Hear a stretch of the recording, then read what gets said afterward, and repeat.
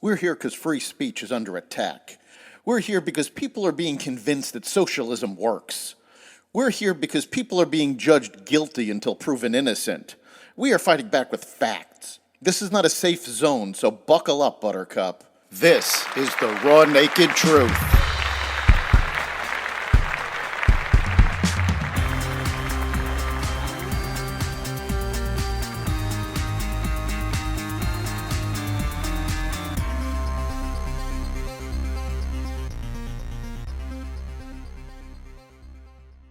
Middle East attacks continue, a weakening job market, reining in government agencies, and more. Welcome to the Raw Naked Truth. I'm your host, Eric Lopkin, and here's the news you need to know.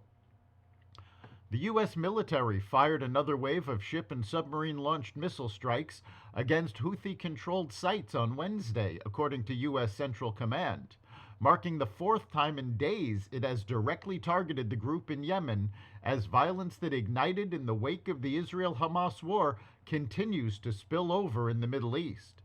The strikes were launched from the Red Sea and hit 14 missiles that the command deemed an imminent threat. The strikes followed an official announcement Wednesday that the U.S. has put the Houthis back on its list of specially designated global terrorists. The sanctions that come with the formal designation are meant to sever violent extremist groups from their sources of financing. Biden removed the Houthis from the terrorist list early in his administration. Pakistan's Air Force launched airstrikes against alleged separatist camps in Iran early Thursday in retaliation for Iran's strike against a similar separatist militant group in Pakistan. Pakistan's attacks reportedly killed at least 9 people. Pakistan's foreign ministry said the precision military strikes against terrorist hideouts were launched based on credible intelligence of impending large-scale terrorist activities. The tit-for-tat airstrikes between the neighboring countries came as tensions rise in the Middle East. Iran also attacked targets in Iraq and Syria on Monday in response to an Islamic State suicide bombing that killed more than 90 people in early January. The two nations were careful to say that they had only targeted their own nationals in the tit-for-tat strikes, an indication that neither country wants the situation to spiral, experts said. But risks of a miscalculation remain amid heightened tensions in the Middle East.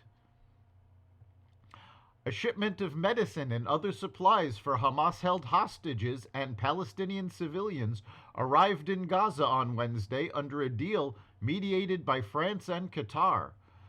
The agreement was the first between Israel and Hamas since a week-long ceasefire in November. The 5 trucks were allowed to cross into Gaza after undergoing security checks by Israel. The shipment included medicine for Israeli hostages, many of whom have chronic conditions requiring prescription drugs, who have been held by Hamas since its militants attacked on October 7th. A senior Hamas official said the shipment included 1,000 boxes of medicine for Palestinians for every box intended for the hostages. More than a dozen Democrats in the House of Representatives joined Republicans to formally rebuke President Biden over his border and immigration policies on Wednesday. Lawmakers passed a bipartisan resolution denouncing the Biden administration's open border policies, condemning the national security and public safety crisis along the southwest border, and urging President Biden to end his administration's open border policies. It's a largely symbolic move, but a pointed message from the House as talks are underway between the Senate and White House on a border security compromise in exchange for Republican support for sending Ukraine more aid. A White House meeting with congressional leaders revived hopes for a deal combining tighter border security with aid for Ukraine. Meanwhile, the Senate will focus on passing legislation funding the government to avoid a partial government shutdown Friday.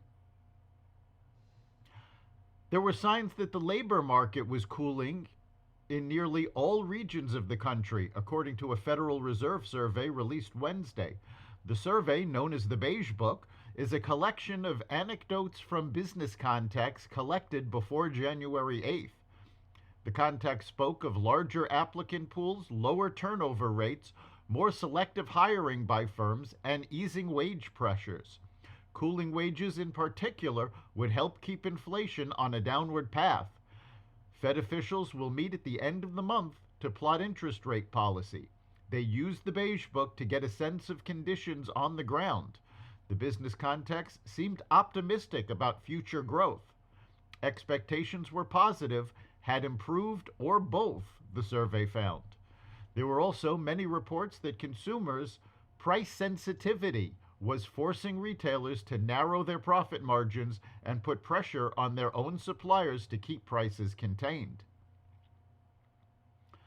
Members of the Supreme Court's conservative majority asked questions Wednesday suggesting they might limit or overturn a 1984 precedent that has protected the regulatory power of federal agencies, frustrating business groups. Conservative justices pressed Solicitor General Elizabeth Prelogar to justify the so-called Chevron deference, which instructs courts to defer to federal agencies' interpretation of laws that could have multiple meanings. The precedent has bolstered the ability of presidential administrations to regulate everything from artificial intelligence to cryptocurrency to environmental protections. Prelogar said overturning the doctrine would cause unwarranted shock to the legal system. Justice Brett Kavanaugh said Chevron itself ushers in shocks to the system with every new administration. Political independents continue to constitute the largest political bloc in the U.S., with an average of 43% of U.S. adults identifying as independents in 2023, tying the record high from 2014. Independent identification has been 40% or higher each year since 2011, except for during the 2016 and 2020 presidential election years. Equal 27% shares of U.S. adults identify as Republicans and Democrats, with the Democratic figure marking a new low for that party in Gallup's trend. Independents first outnumbered supporters of both major political parties in 1991 and have continued to do so since then, except in several years between 2004 and 2008. Over time, the increase in the percentage of independents has come more at the expense of Democrats than Republicans, which might be expected since Democrats were previously the largest political group. That's the Raw Naked Truth. You can catch every episode of The Raw Naked Truth at xvadio.com, the Apple Podcasts app, Google Podcasts, Spotify, iHeartRadio, Audible, Amazon Music, and other platforms that respect freedom of speech. We'll see you next time.